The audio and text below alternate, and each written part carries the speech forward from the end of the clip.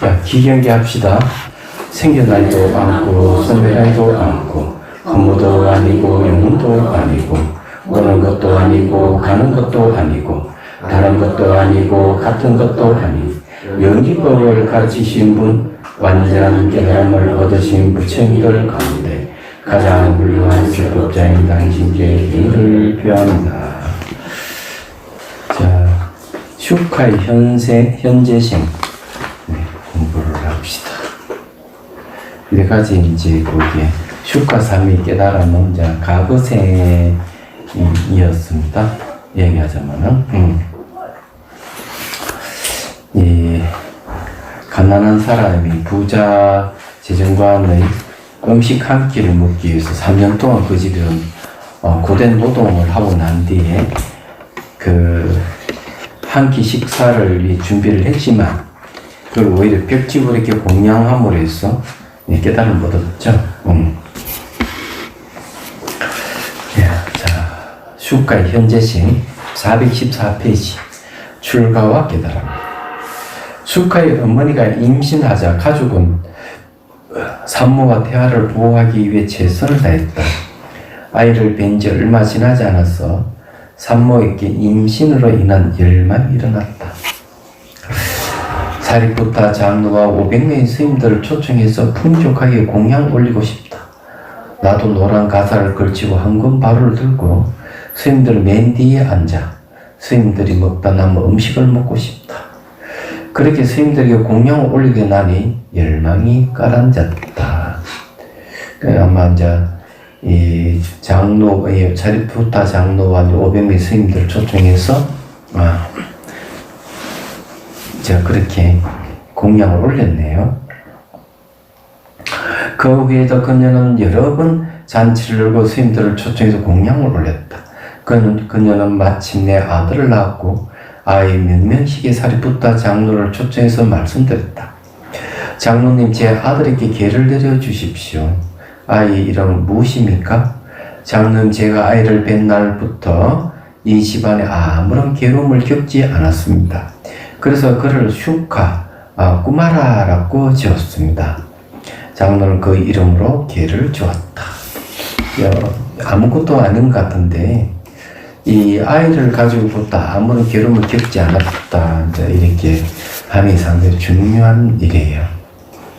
그건 아이는 이제 업력을 갖고 태어나기 때문에 과거생이 어떤 업의 힘을 가지고 있느냐가 참 중요해요. 그래서 이제 그 아이에게 중요한 거는 태교가 상당히 중요하고 그 사이에 아이의 업장을 소멸시키는 게 아주 중요합니다. 예.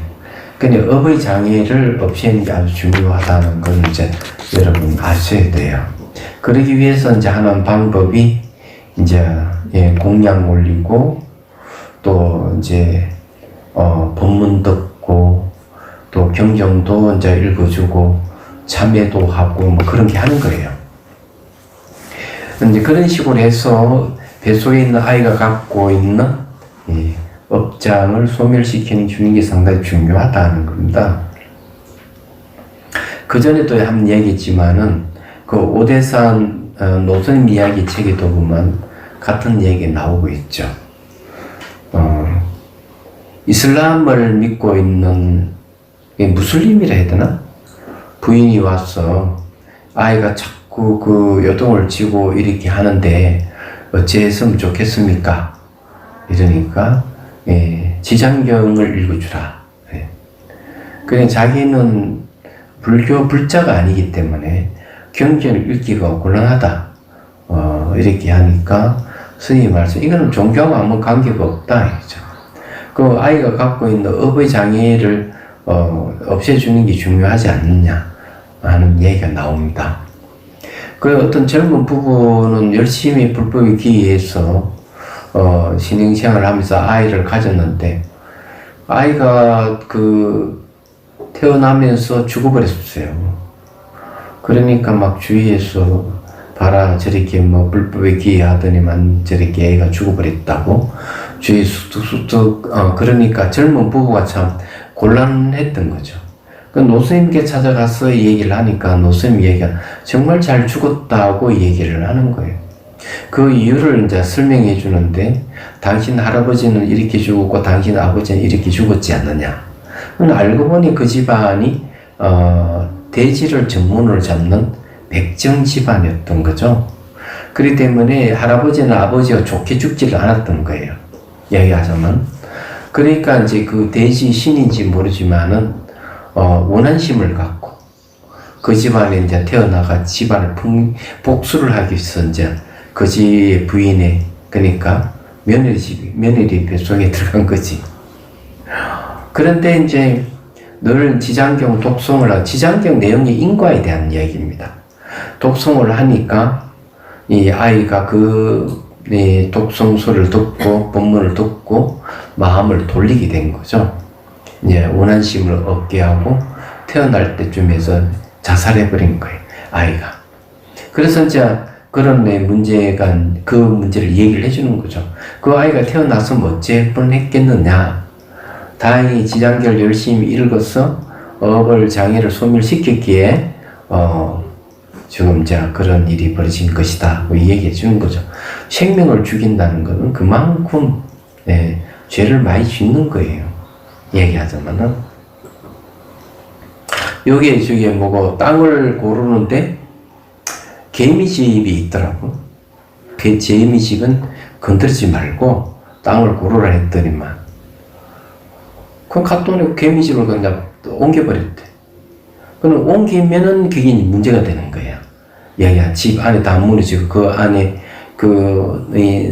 많은 생명체가 죽게 되는데, 하지 마라 그러면 꼭 그렇게 해가지고 문제를 일으켜요.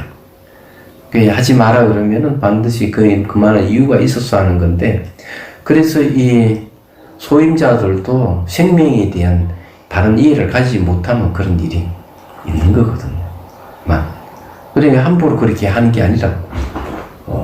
개미가 집단으로 이루고 있는데, 그런 식으로 해가지고, 그게 이제 이 공부를 하지 않으면은 그런 문제가 생긴다. 하지 말라는 걸 갖다 왔더니 그걸 옮겨버려. 어디로 옮기는지 모르겠어. 별로 그런 인식이 없는 거야. 반드시 거기에 대한 각오가 있기 때문에 그게 좋은 게 아니거든요. 그래 어쨌든 그렇다는 걸 이제 얘기를 할 수 있습니다. 그리고 이제 티벳의 이제 고성이 저게 이제 스웨덴인가 스위스인가 거기에 이제 태어나는데, 이 태어난 아기는 태어나면서 울지도 않고 주변을 이래 보면서 머리를 끌적끌적거렸다고 하는데, 그건 전생의 습관이었던 거죠. 그래서 티벳 고성인 줄을 알고 이제 물론 이제 나중에 티베트로 다시 출가를 하고 그 스님이 아마 인도에 있을 거예요. 이제 좀 나이가 좀 이제 들었겠죠. 30대 다 돼가지 않을까 이런 생각을 해요. 한데 그 이야기를 들어보면은 그 아이를 가졌을 때 집안이 원래는 아이를 생각하지 않고 있었던데 생긴 거고, 나이가 좀 들어서 생긴 거고, 아이가 생기자 집안이 편안했고 좋았다 이렇게 얘기하는 거죠. 그런데 아이를 가지면서 별로 풍시풍파하고 이러면은 그 아이 음력하고 관련이 있는 거죠, 말하자면. 그렇기 때문에 이제 이 경경 독송을 해주면은 뱃속에 있는 아이가 듣고 마음을 돌리거나 그렇게 할 수 있거든요. 근데 업장을 소멸시키는 게 상당히 중요하다. 그래서 맞는 게 이제 행복 태교차 명상법을 하나 만들었어요. 차 마시면서 태교학을 좀 하라고. 자, 이제 그 다음에 봅시다. 그때 어머니 마음에 이런 생각이 일어났다. 아이가 출가하겠다고 하더라도 막지 않겠다. 아이 길을 뚫는 날과 또 다른 잔칫날에도 그녀는 스님들을 초청해서 공양 올렸다. 스님이 소년이 7살이 되자 어머니께 말했다. 어머니, 저는 장로님 아래 출가하여 스님이 되겠어요. 사랑하는 나의 아들아, 그렇게 하여라. 나는 너가 가는 길을 막지 않겠다. 그녀는 장로를 집으로 초청해서 공양 올리고 말씀드렸다. 장로는 제 아들이 스님이 되겠다고 합니다. 아들을 데리고 저녁에 사원으로 가겠습니다. 그녀는 장로를 전송하고 친척들을 모아놓고 말했다. 바로 오늘 아들이 소견으로 사는 마지막 날입니다. 아들을 위해 모든 것을 해주고 싶습니다. 근데 이제 어제 그저께 비구니 스님들 이제 그 강의가 끝나고 비구니 스님 한 분이 당신의 전생 이야기를 하더라고요.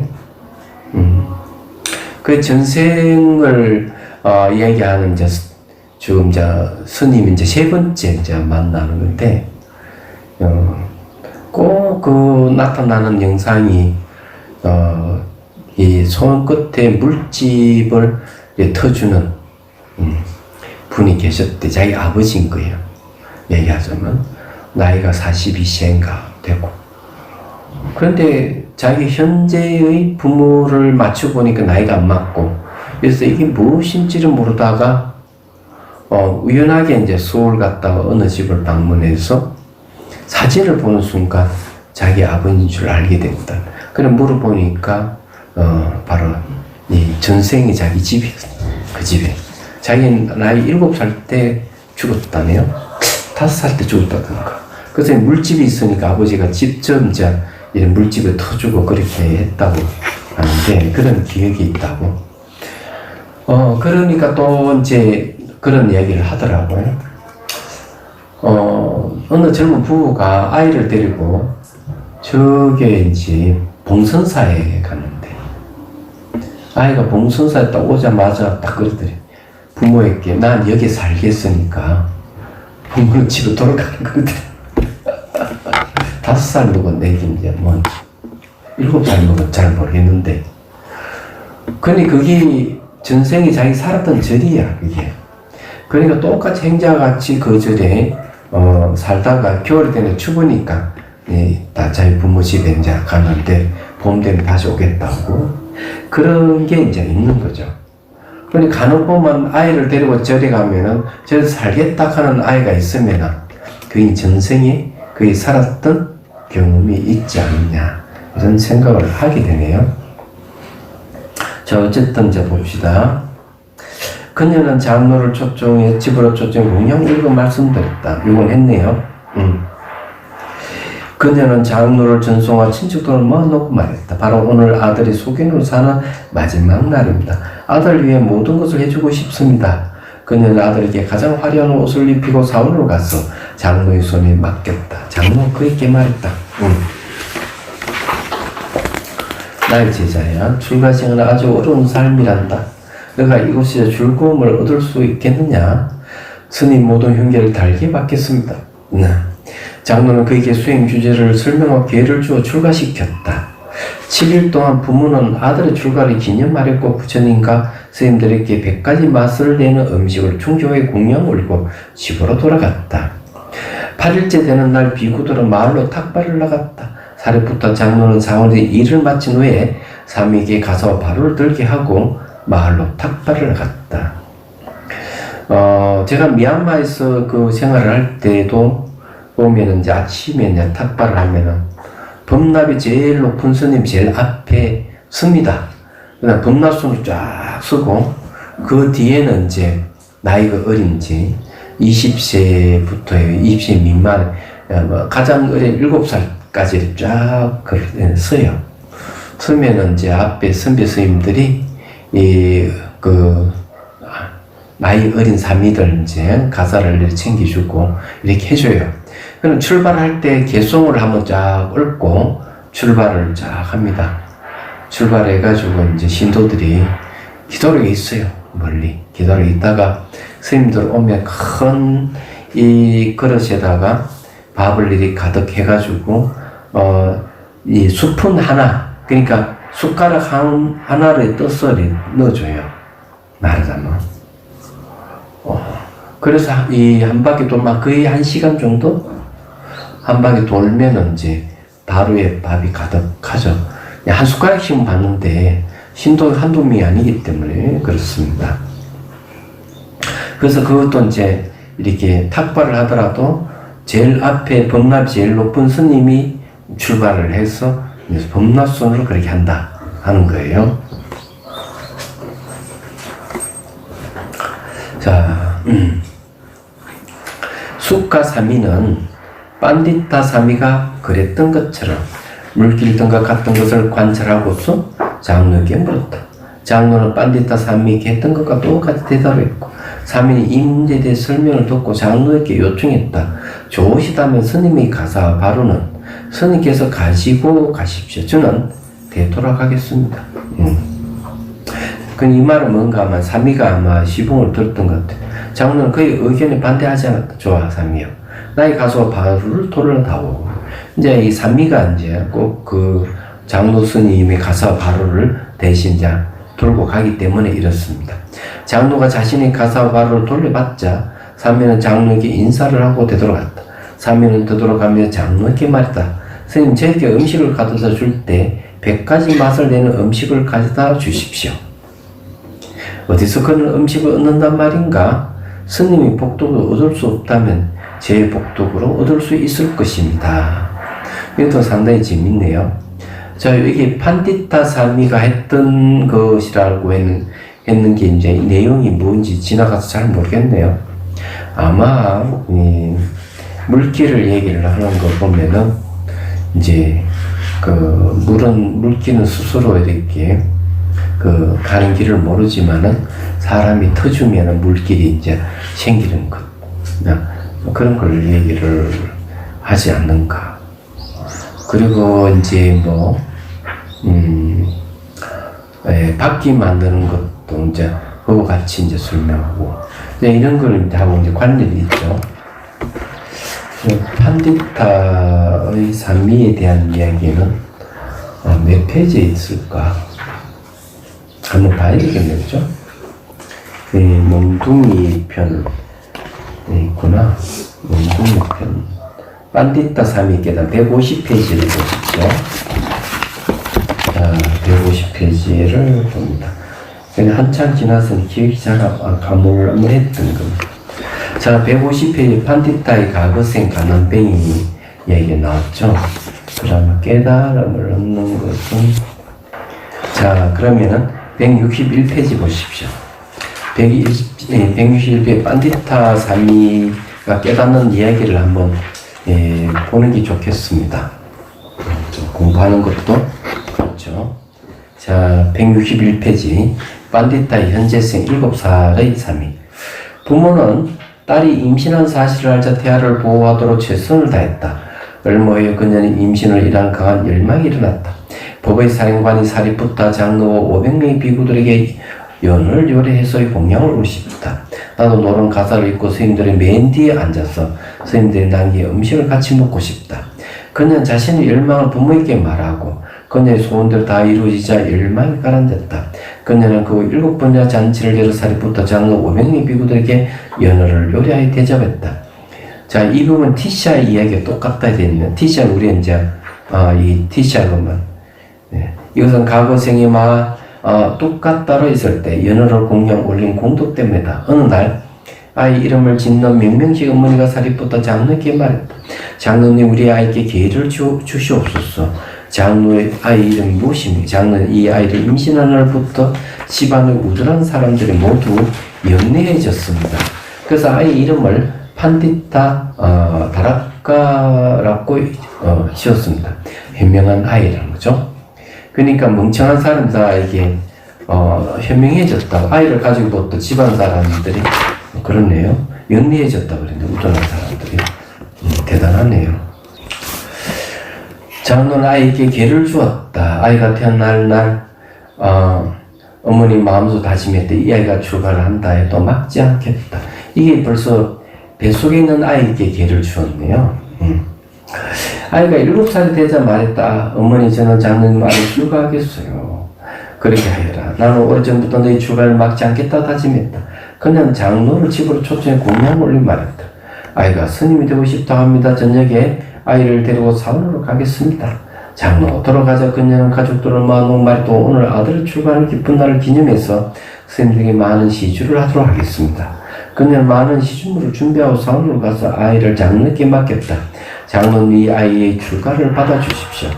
장로가 출가 생활의 어려움에 대해 말하자 손님이 대답해 장로님, 장로님께서 하시는 모든 흉기를 잘 받아들이고 실천하겠습니다.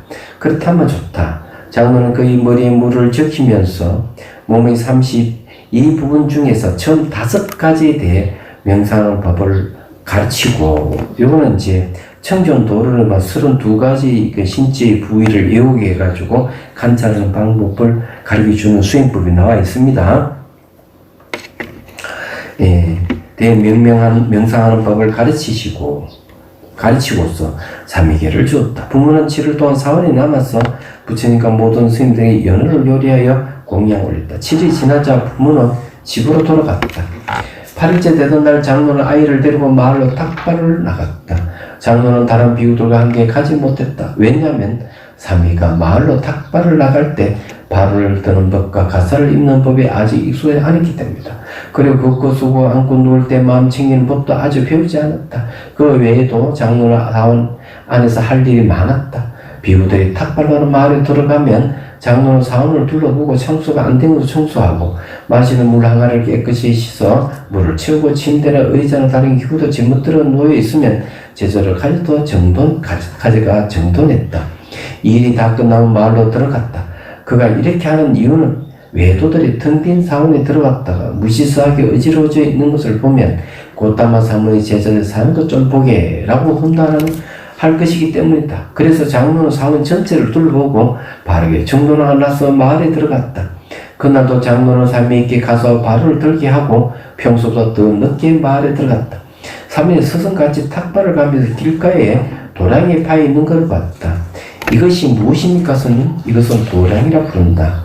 무 때문에 이용하십니까? 물을 이곳저곳 끌어들여 논에 물을 주기 위해서란다. 스님, 저 물에 마음이 있습니까? 없단다. 스님, 이처럼 마음이 없는 것을 원하는 곳으로 끌어들일 수 있습니까? 그렇게 할 수 있다. 삼위는 홀로 생각했다. 이처럼 마음도 없는 것을 원하는 곳으로 끌어들일 수 있는데 어째서 마음을 지르고 있는 사람들이 마음을 자기가 원하는 곳에 이끌어 열심히 정진하여 아랑가를 성취하지 않을까?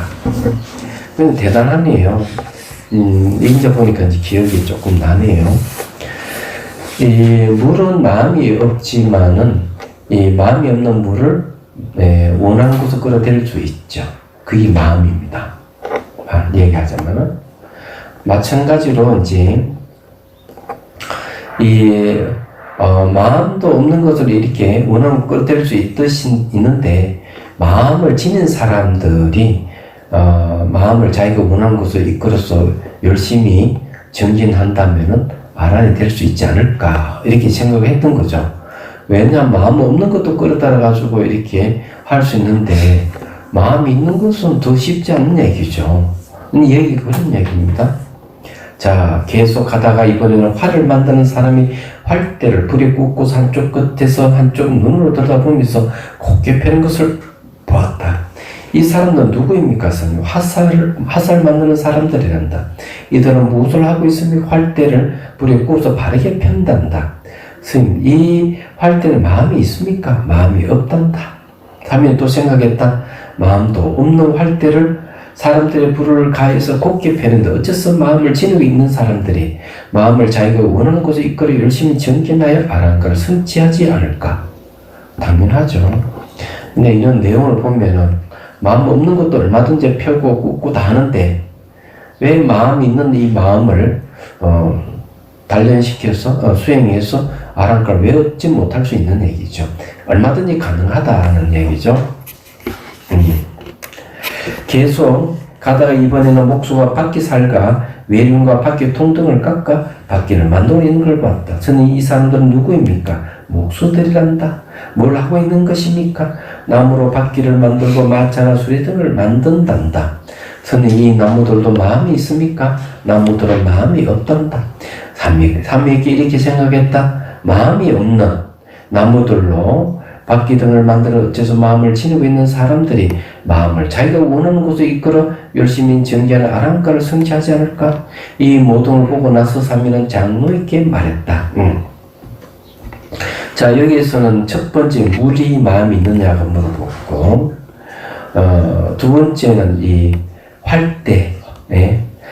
예, 활대를 굽어서 이제 바르게 펴는 이 활대가 마음이 있냐가 물어보고, 세 번째는 이제 나무 바퀴를 만들 때 나무가 마음이 있느냐가 물어보고, 그런 거 없는데도 얼마든지 물기를 투고 활대를 펴고 나무를 이제 수레를 나무를 바퀴를 만들어 가지고 이 수레를 만드는 걸 이제 봤을 때 이 마음을 가진 사람이라면 마음이 없는 것도 그렇게 하는데 마음을 가진 이것을 얼마든지 이렇게 할 수 있지 않을까 이렇게 생각을 했던 거죠.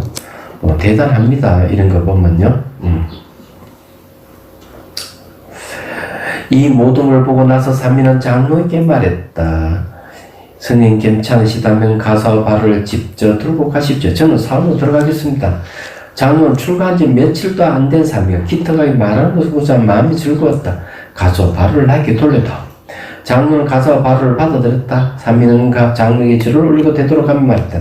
스님 저에게 공양을 가져다 주실 때 맛있는 연어 고기만 충분히 가져다 주시면 감사하겠습니다. 그걸 어디서 얻는단 말인가? 스님 복도를 얻지 못하면 제 복도가 얻을 수 있을 것입니다. 장로는 생각할 때 이 삼위가 밖에서 정진하다가 위험한 일이 생길지 모른다. 장로는 그에게 열시를 준비했다. 내 방문을 열고 들어가서 정진해라.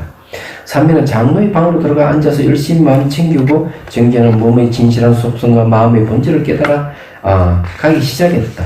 이때 그의 공덕 힘으로 사카의 홍보 보좌가 뜨거지기 시작해 사카가 무슨 일인가 둘러보았다. 무슨 일로 뜨거지지? 그는 곧 이러한 사실을 알았다. 반디타 삼위가 열심히 노력해서 아랑가를 꼭 성취하겠다라고 말하고 스승에게 가서 발을 돌려주고 돌아왔고 내려가 봐야겠다. 이 내용도 이제 보면 그런 얘기죠. 이 반디타가 가지고 있는 이 삼위가 가지고 있는 공덕이 있는 것이죠. 공덕의 힘이 있기 때문에 샤카천왕은 잘 알다시피 신들의 왕 제석천왕이죠. 제석천왕의 보좌가 뜨거워진다는 것. 이 공덕의 힘이 얼마나 큰지를 알 수가 있는 겁니다. 네, 그런 거죠. 네, 요거는 이제, 마음껏 이해하고 다시 이제, 돌아가겠습니다. 돌아갔어. 자, 내용을 알았으니까. 자, 416페이지 보십시오.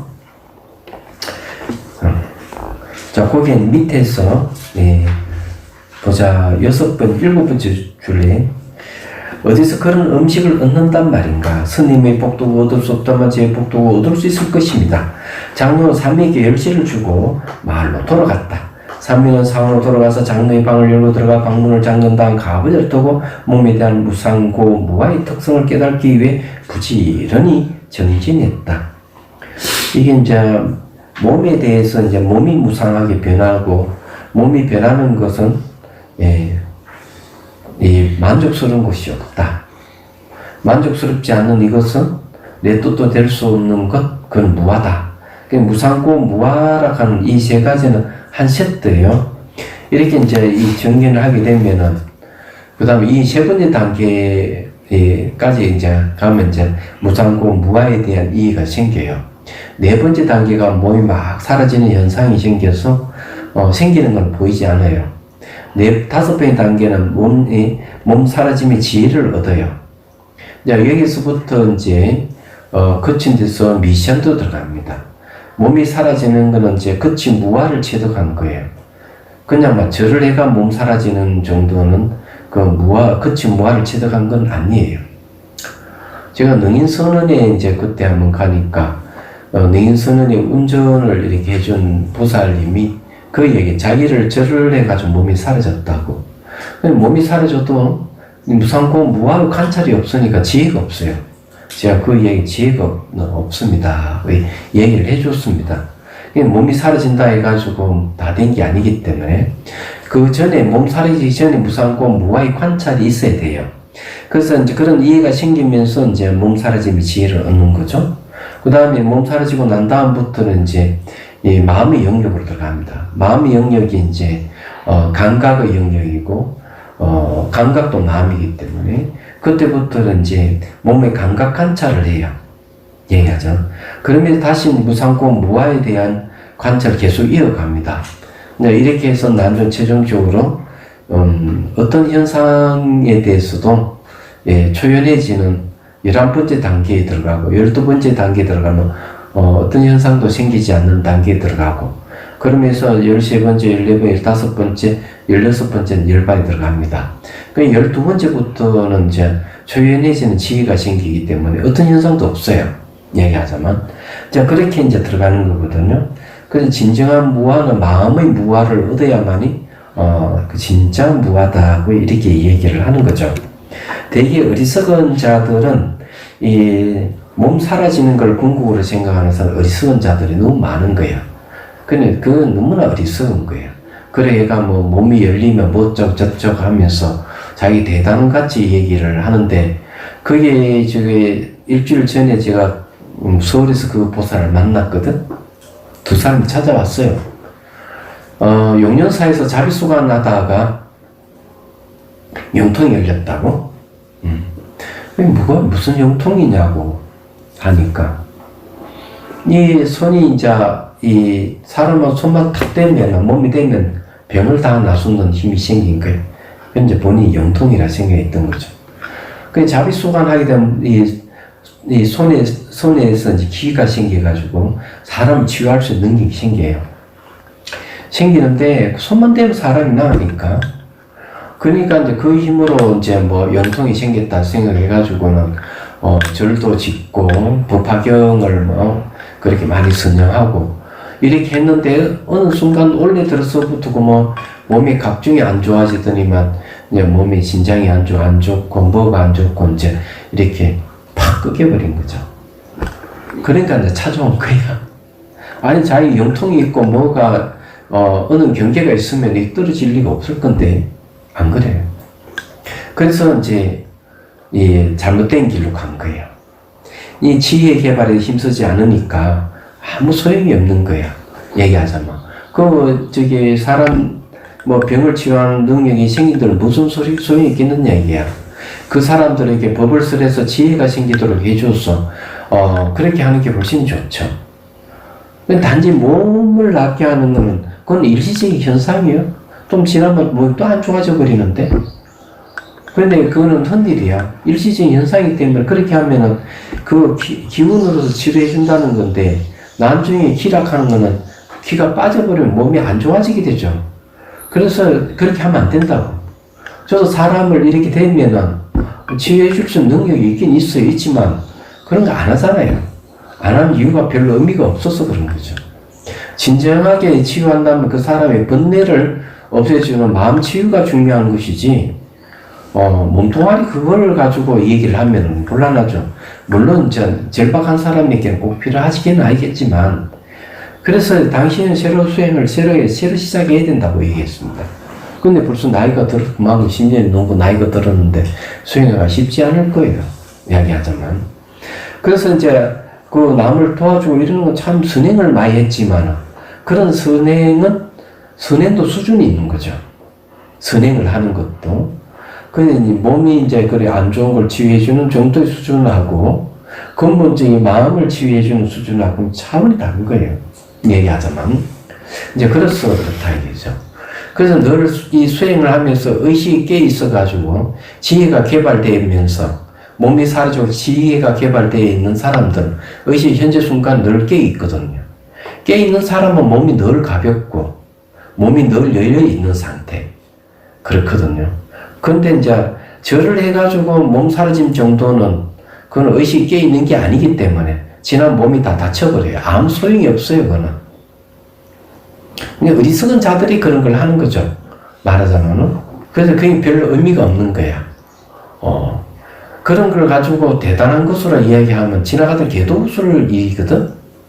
근데 그런 사람들이 너무 많아요. 근데 코칭을 안 받으면은 그런 일이 벌어진단 말이에요. 근데 이게 이제 일단은 여기 수카사미가 이제 문관절부터 한 거죠. 근데 이 복을체 많이 쌓은 부분들은 좀 다른 거예요. 자, 삼미 복덕의 힘 때문에 샤카천왕의 홍옥 보좌가 뜨거워지는 기미가 보였다. 샤카는 이걸 보고 생각했다. 무슨 일이 있는가? 자, 수행을 하는 데 있어가지고 이 수행을 할 때 아주 중요한 수행 요소 중에 하나가 복덕이에요. 복을 많이 쌓아야 수행이 성취가 빠른 겁니다. 왜냐면 이 복은 선행을 많이 하는 데서 오는 거거든요. 선행을 하게 되면은 선행에 의해 가지고 거친 번뇌가 많이 없어져 버려요. 그래서 이제 이 복덕 힘에 의해서 수행이 이제 진전이 굉장히 빠른 겁니다. 그러면 이 슈카락하는 이 산미는 전생에 바로 법지불에게 공양 올린 복덕이 있는 거예요. 대단한 복덕을 가지고 있는 거죠. 그가 세상을 둘러보고 보다가 사미가 마지막 정진을 하기 위해 가부좌를 들고 앉아있는 것을 보았다. 수카 사미가 은사 스님에게 가서 바로를 돌려주고 아랑가를 성취하기 위해 열심히 정진해야겠다라고 결심하고 되돌아와 정진하고 있다. 그에게 가보는 것이 내가 해야 할 일이다. 샤카천왕은 4대 천왕을 불러 명령했다. 이 샤카천왕은 제석천왕은 인드라 신입니다. 신들의 왕 이렇게 되네요. 사원으로 가서 시끄러운 새들을 모두 쫓아버려라. 그러니까 이 복덕이 있는 사람이 수행을 하게 되면 이런 일이 생기는 거죠. 수행이 방해되는 것을 다 이렇게 차단시키고서 깨달음을 얻게 해주는 게 이제 이 복덕 힘에서 오는 거예요. 이야기하자면. 그래서 어쨌든 많이 남을 도와주고, 그렇게 해야 됩니다. 그리고 힘을 보태고, 그래서 여러분들이 자비선사 다니면서 불사금을 많이 내고 있으니까 여러분들 언젠가는 그 힘을 발휘해서 깨달음이 성취되지 않을까 이런 생각을 합니다. 사카천왕 해와 달의 기도 명령을 냈다. 너희들은 운행을 멈추라. 사카천왕 눈앞에 보초를 섰다. 사원의 일승 고요 속에 빠져 기침 소리 하나 나지 않았다. 이거는 이제 수행하는 데 조건이에요. 수행이 최적의 조건이라고 하는 건 주위에 수행이 방해되는 요소가 없어야 됩니다. 이 자비선사를 둘러보면 굉장히 조용하잖아요. 이 자비선사가 수행을 할 때는 아주 최적의 조건을 갖춘 장소 중에 하나입니다. 삼인의 일념을 이룬 마음으로 이빠ትና 지혜를 개발하여 아나한가를 성취했다. 장로는 삼이가 100가지 맛이 나는 음식을 가져오라는 말을 생각하며 어디로 갈까 생각했다. 누구네 집에 가야 그런 음식을 얻을 수 있을까? 장로는 그런 음식을 만들 능력이 있는 한 신도집을 기억해내고 곧장 걸어갔다. 식구들이 장로를 보고 기쁜 마음을 맞이하며 말했다. 장로는 오늘 우리 집에 잘 오셨습니다.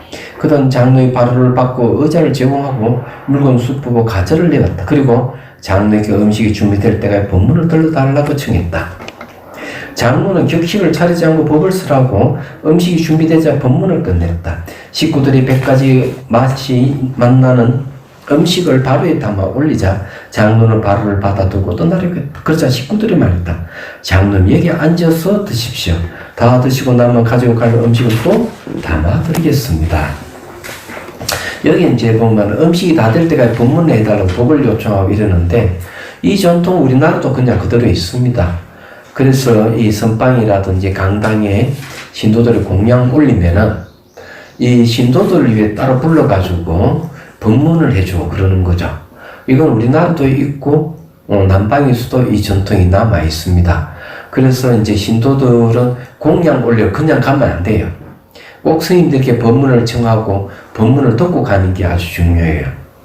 어리석은 자는 법문을 들을 수 있는 기회가 있는데도 불구하고 법문을 듣지 않는 자는 어리석은 자라고 할 수 있고 그게 복덕의 힘이 약해서 그런 거예요. 얘기하자면. 그래서 뭐든지 법문을 들을 수 있는 기회가 있으면 불은천리에 가서 법문을 듣는 게 아주 중요합니다. 그런 기회는 잘 주어지지 않는 거거든요. 자, 봅시다. 418페이지.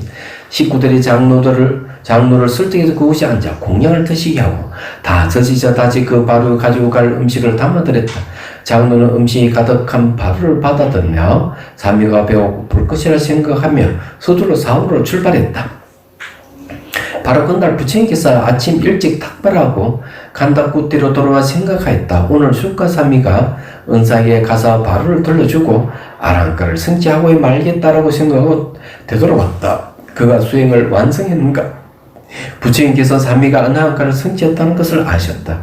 부처님께서는 앞으로 일이 어떻게 전개될지 관찰하였다.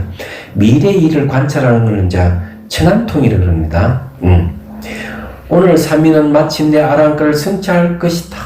하지만 사리푸타 장로와 배고픈 삼위를 위해 음식을 탁발해가지고 너무 빨리 돌아온다면 삼위가 아라한가를 성취하는 데 방해가 될 것이다. 왜? 음식 때문에 그런 거죠.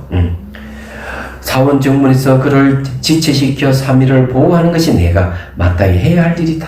부처님께서는 이런 생각으로 간다구트를 나와 사원 정문을 가서 서 계셨다. 장로가 음식을 가지고 오자 부처님께서 반디타 삼위에게서와 비슷한 4가지를 질문하셨고, 장로가 그 질문에 대답하느라 시간이 지체되는 동안 숫가 삼위는 아라한가를 성취했다. 그러자 부처님께서 장로에게 말씀하셨다. 사리푸타여, 삼위에게 공양을 가져다 주어라. 장로는 삼위에게 가서 문을 열자 삼위가 나와서 삼비를 올렸다. 내가 가져온 음식으로 공양하여라. 방간 아란이 된 7살 먹은 삼위는 장로가 가져온 음식이 별 의미도 없다는 것을 알았지만 열반을 잠시 반주하다가 공양을 하고 바로를 씻었다. 자, 여기서 이제 열반이라는 것은 바로 어떤 의식의 움직임도 없는 상태, 그런 게 일어나지 않는다 그랬죠.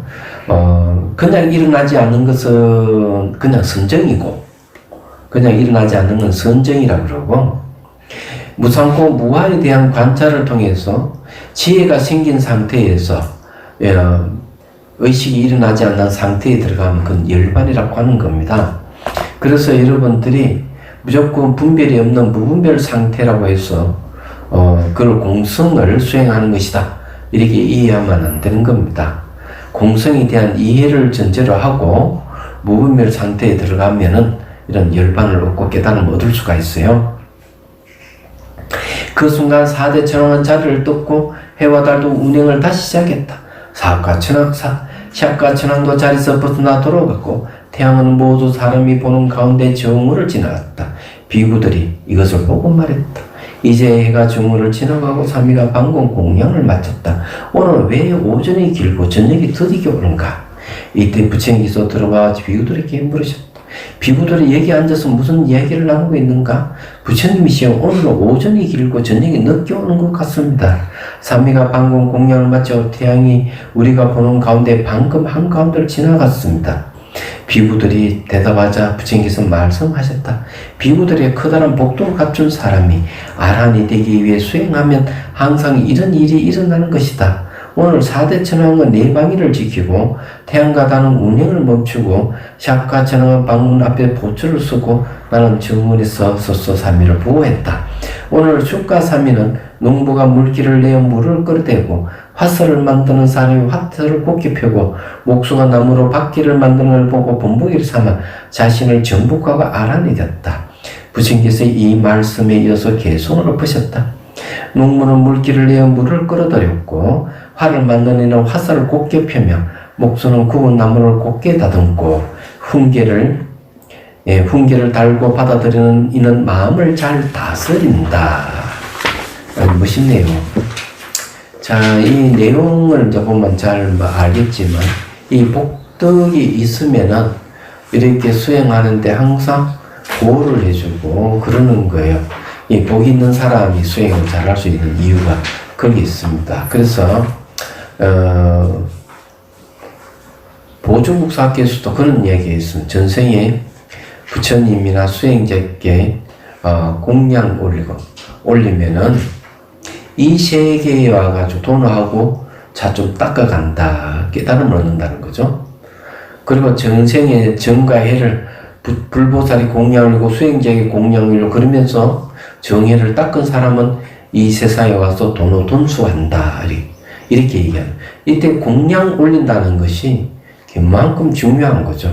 공양 올리는, 이 수행자에게 공양 올리는 그 복덕의 힘 때문에 바로 그 인연으로 이 시행에 와서 깨달음을 얻는다, 이렇게 얘기를 하는 거죠. 그래서 이런 것을 이제 여러분들이 귀담아 들어주시기를 바라고, 자, 명상을 하겠습니다. 예.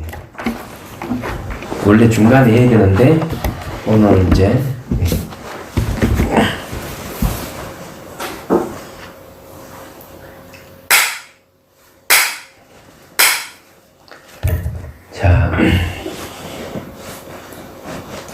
자, 아까 가르쳐 준 걸 한번 해보도록 하겠습니다.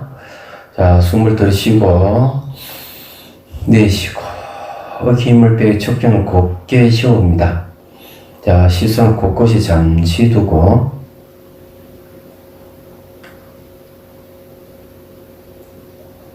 자, 눈을 감고, 자, 코 호흡을 한 10여 차례 정도 들숨날숨을 지켜보십시오. 호흡을 조절하려고 하면 안 됩니다. 그런 다음에 그 다음 배가 들어갔다 나갔다 배 호흡을 한 10여 차례 한번 지켜보고, 그 다음에 이제 바닥에 닿아있는 엉덩이 감각의 일어나고 사라짐을 여러분들 관찰해 봅니다.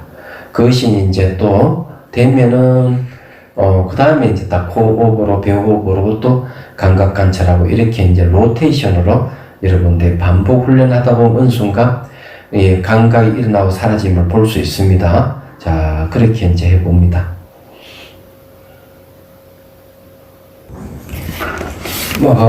행기하겠습니다. 중심가를 구하려는 마음으로 깨달음의 종수를 이룰 때까지 부처님과 법과 성부에 항상 기여합니다. 지혜와 자비를 갖추고 유정을 위해 노력함으로써 부처님 앞에 머물겠습니다. 원만한 부르심을 깨우겠습니다. 공개가 있는 한 중생이 있느나 저도 함께 따라 머물며 중생의 고통 없이 함께 했습니다.